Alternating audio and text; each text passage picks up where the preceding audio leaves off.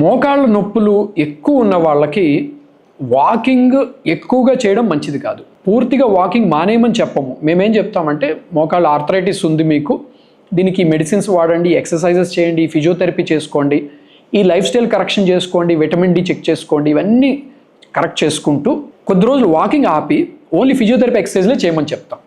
కొంచెం నొప్పులు తగ్గాక వాకింగ్తో పాటు మేము చెప్పిన ఫిజియోథెరపీ ఎక్సర్సైజ్లు ఒక పూట చేయాలి, ఒక పూట వాకింగ్ చేయాలి. అప్పుడప్పుడు వాకింగ్ బదులుగా ఆల్టర్నేటివ్గా సైక్లింగ్ చేయమని, అవకాశం ఉన్న వాళ్ళకి స్విమ్మింగ్ కానీ అండర్ వాటర్ ఎక్సర్సైజ్ కానీ చేయమని చెప్తాం. ఎందుకంటే మోకాళ్ళ మీద లోడ్ ఎక్కువ పడిన కొద్దీ మోకాళ్ళ నొప్పులు పెరిగే అవకాశం ఉంటుంది. కాబట్టి ఎవరైతే అడ్వాన్స్డ్ ఆర్థరైటిస్ ఉందో, అంటే స్టేజ్ 3, 4 అంటాం, అంటే 50% కంటే ఎక్కువ మోకాళ్ళు అరిగిపోయిన వాళ్ళకి ఒక రోజు వాకింగ్ అయితే ఇంకో రోజు సైక్లింగ్, ఇంకో రోజు స్విమ్మింగ్, ఇలా ఆల్టర్నేటివ్గా చేసుకోమని చెప్తాం. ఇది కాకుండా మేము చెప్పే ఫిజియోథెరపీ ఎక్సర్సైజ్లు అవి మోకాళ్ళకి సంబంధించి, నడుముకు సంబంధించి ఉంటాయి, అవి కూడా రెగ్యులర్గా చేసుకోవాలి.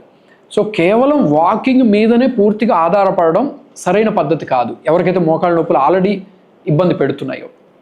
అండ్ బెస్ట్ ఎక్సర్సైజ్ ఖచ్చితంగా స్విమ్మింగ్. కానీ స్విమ్మింగ్ రాకపోయినా పర్వాలేదు, స్విమ్మింగ్ పూల్లో అటు ఇటు నడవడం కూడా చాలా మంచి ఎక్సర్సైజ్. ఎందుకంటే వాటర్లో దిగితే మన బాడీ వెయిట్ తగ్గుతుంది, బాడీ వెయిట్ తగ్గితే మోకాళ్ళ మీద లోడ్ తగ్గుతుంది.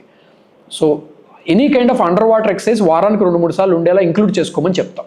మెడ్ప్లస్ లో అదే మెడిసిన్, అదే క్వాలిటీ, మార్కెటింగ్, డిస్ట్రిబ్యూషన్, ఇంకోటి అంటూ వీళ్ళకి అదనపు ఛార్జీలు ఉండవు. అందువల్లే 50 to 80% డిస్కౌంట్ లో మనకు అందిస్తున్నారు.